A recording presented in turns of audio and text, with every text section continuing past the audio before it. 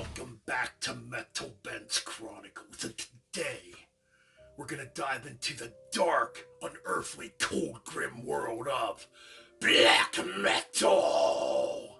That's right, we're gonna get right into it right now. And this is a response to Gas Mask Hand Grenade stream from 2 Saturdays ago. And basically the title was, and the discussion was 10 essential black metal albums that you would take with you to a deserted island, or a desert island, I should say. So I picked out 10. Yes, I left off pretty much the obvious ones that everybody would probably pick, for the most part, you know. So we're going to get right into it, and these are black metal albums that I really enjoy, you know. So we're going to get right into it, and this list wasn't easy, so... You know, it's never really easy when it comes to this, but, you know, this is all for fun. So let's get right into it. And this right here would have been the very first black metal band I ever heard, way back in 1996 on a Metal Blade compilation cassette tape that I got in the mail from BMG Music at the time. You know, back when they used to have the 10 for a penny deal, you know. Columbia House, BMG. I kind of miss those days, don't you? If you lived back then. Anyways, the Cainian Chronicles by Ancient. This would be their second studio album. My favorite, the opening track on here was the very first Ancient track I ever heard. I didn't know what to think of it at the time. When I heard it, I'm like, well, I didn't even know this was black metal back then. I'm like, okay, this doesn't really sound like death metal. It's a little too high in the guitar tone. It's a little too standard tuning, like, you know. And the riffs don't sound death metal, so I didn't know what to make of it. And I didn't really know much about black metal at the time, so... But this would have been my introduction. Excellent album. This is a great, you know, symphonic black metal album, in my opinion. You know, really good stuff. Really cool atmosphere on here. A lot of cool riffs. You know, you get the melodic vocals of Kimberly Goss, who would go on to form Synergy. You know, she came from Demure Gear. Anyways, the Cainian Chronicles by Ancient, coming in at number 10. These are actually in no particular order. Anyways, moving on to my ninth choosing here. An album nobody would choose by this band. It's usually the first 2 albums. But I went with 9 Equilibrium by Emperor. Yes, by Emperor. This was the very first black metal CD I ever got, way back in 1999. I was blown away by the music on here when I first heard it. I couldn't believe the playing on here and the arrangement. Just majestic symphonic black metal album. Just a majestic symphonic black metal album. And atmosphere on here, you know. I know a lot of people hate on this album. I don't really get it. To me, it's as good as the first 2. It still has a lot of that atmosphere. Yes, there is some difference, you know, in the vocals. You know, you get some high-pitched Halford, like, screams on here. You know, you get glimpses of power metal a little bit thrown in, you know, in spots. Maybe that's why people don't care for this album. Me, I enjoy it. It still has that dark, majestic atmosphere. So yeah, 9 Equilibrium, the 3rd studio album by Emperor, coming in at my number 9. Number 8. Now, I heard about this band around 2000. I just never really checked out their music till like 2016. I'm talking about the debut by In the Woods, Heart of the Ages. I guess back in 2000, I didn't quite understand this, you know. And the band looked more like a psychedelic type of band. They didn't really look black metal. And they would abandon the black metal pretty much after this release. Now, this isn't full-on black metal. Excuse me there. Not full-on black metal. You know, you get some atmosphere on here. The opening track is very reminiscent of Pink Floyd. Especially in the beginning, how it begins with the intro, leading into the track. Very Pink Floyd-like. Even the solo's kind of like David Gilmour-like. But yeah, but the rest of the album, you get like doom metal. You get a lot of doom metal on here too, you know. You still get like taste of black metal in tracks too. The vocals, though. Let's talk about the vocals. You know, when he does the black metal screams, they're some of the most chilling black metal screams I've ever heard on an album. I think that's what hooked me. Very reminiscent of what would come with, you know, DSBM, you know, with the screams, the tortured screams. And that's what I get, you know, with the vocal delivery on here. So yes, Heart of the Ages by In the Woods, the debut by In the Woods. You know, my number 8, number 7. Now we are moving on to a DSBM album here. My favorite by Dodsferd, To Violate the Oblivious. Now a lot of people would go with Telepathic for the Deceased. Rightfully so, it's a good album. It's a very good album, but to me I like this one just a little better. Again, it's got a really cool atmosphere. It's very dark, very chilling, you know, very grim sounding, you know. Dodsferd's definitely my favorite when it comes to DSBM, you know. I don't listen to a lot of DSBM these days, but, you know, I still put on some Dodsferd from time to time, you know. Really good stuff here, you know. Just a great atmosphere. You can just feel the hate on this freaking thing, man. Like, this is just filled with coldness and hate, you know. And a very ambient, you know, atmospheric type of vibe too, you know. Anyways, so that's number 6. Number 7, I apologize. Number 6. Now this one, and this band used to get compared to Cradle of Filth back in the day. In fact, there's a rumor going around that Cradle of Filth actually ripped this band off. Which could be, who knows. I'm talking about Hecate Enthroned upon the Promethean shores. Upon Promethean shores, excuse me there. So this would be their first EP, if I'm right here. This came out in 96. You know,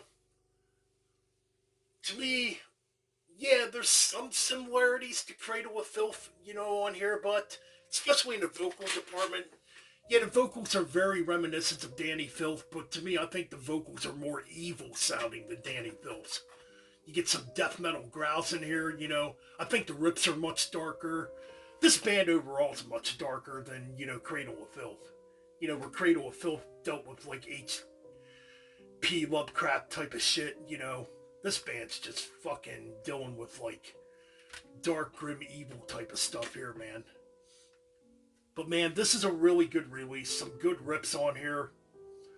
You can hear some doom metal rips in here, some death metal rips a little bit in here, mixed with the black metal. I really enjoy this EP. So that comes in at number 6. Number 5, we got a brutal one coming up. Yes. Had to throw it in here. This is definitely probably the Rain and Blood of black metal. Easily the Rain and Blood of black metal. It's roughly around 30 minutes long. It doesn't stop. It just sounds like one big song. It just blast beats the whole freaking way through. Panzer Division Marduk by Marduk. Came out in 1999. Now, I didn't actually hear this right away. I can't remember exactly when I heard this. I want to say maybe 2003, 2004? Yeah. Anyways, this is just brutal. It doesn't stop. You know, yeah. Just blast beats, tremolo rips the whole way through. This thing is brutal. Probably the most brutal black metal album. I know there's bands out there that have tried to imitate this album, and to me just haven't quite hit the mark. So yeah, basically the Rain and Blood of black metal right there. Alright, moving on. One of the coolest and most grim albums I've ever heard. So yeah, we got Sargeist with Satanic Black Devotion.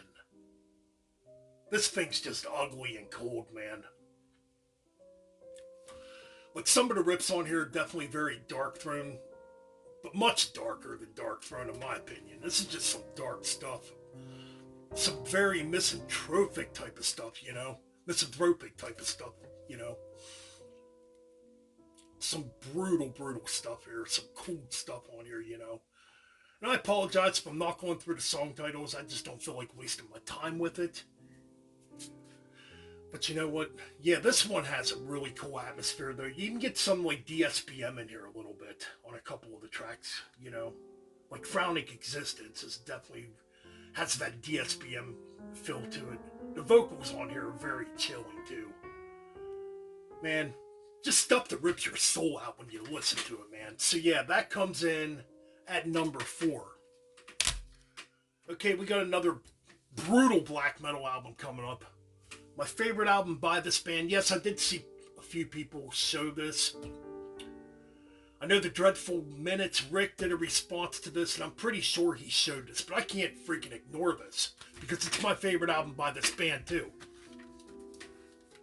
I'm talking about Pure Holocaust by Immortal. This thing's incredible, man. This is where Abath played drums. Really, really awesome stuff, man. This one is another one that doesn't really let up. There's a lot of blast beats on here, a lot of cold riffs, ice cold riffs on here, man. And you know, I wish Immortal would go back to using that logo. You know, I just think the logo they've had since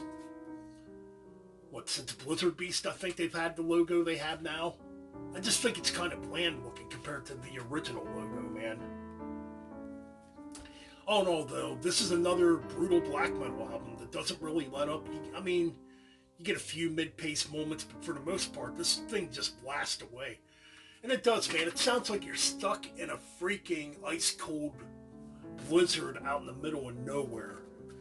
That's what it sounds like, man. And the wind's just ripping through your freaking flesh, you know? But yeah, Pure Holocaust, good album. Brutal album. Moving on. Okay, so we got a band from Canada here, which is no longer around because unfortunately, you know, the main guy passed away back in 2012. I believe his name was David Gold, if I remember correctly. But I went with the debut by Woods of Ypres. You know, when I first heard this around 2003, Pursuit of the Sun allures the earth. Oh, I'm sorry, let me do this again. Pursuit of the Sun, Allure of the Earth. That's the album. This is their debut album.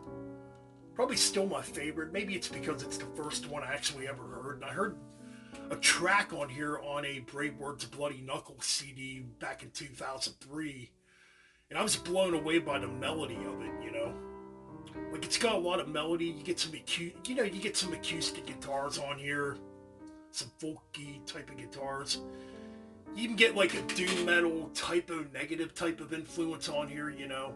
Especially on the Green album, which I could have added the Green album on here too.